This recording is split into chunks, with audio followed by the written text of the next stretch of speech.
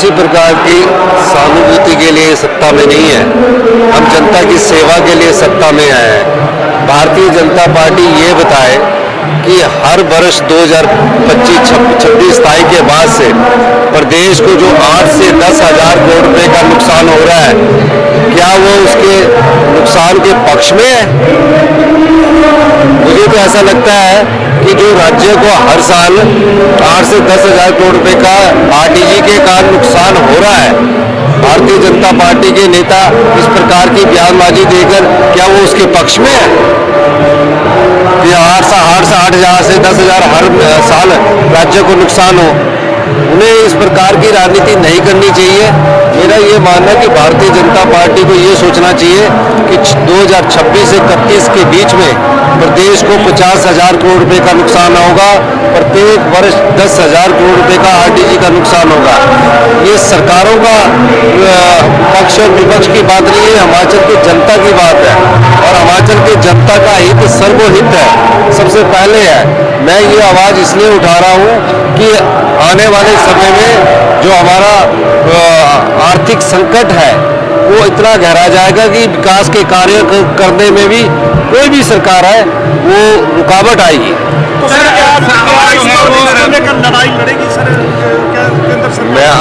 हम तो केंद्र सरकार से मैं तो कभी आशा भी नहीं कर सकता था। 1 फरवरी का दिन हिमाचल के लिए काला दिन है। क्यों कह रहा हूँ मैं, एक मुख्यमंत्री के तौर पर क्यों कह रहा हूँ? क्योंकि आम जनता नहीं जानती कि क्या हो रहा है, आम जनता को नहीं पता लगता है। ये मुख्यमंत्री को पता होता है कि किस प्रकार से जो पैसा राज्य को मिलना चाहिए था और पहाड़ी राज्य होने के नाते मिलना चाहिए था।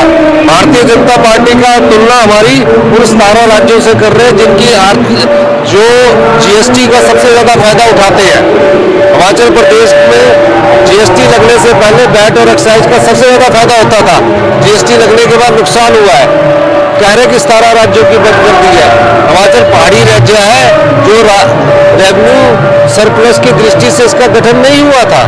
90% हमारी पहाड़ी लैंड है, 10% मैदानी इलाका है। अगर हम उत्तराखंड से भी इसकी तुलना करें तो उत्तराखंड में 50% पहाड़ी राज्य है, 50% प्लेन है।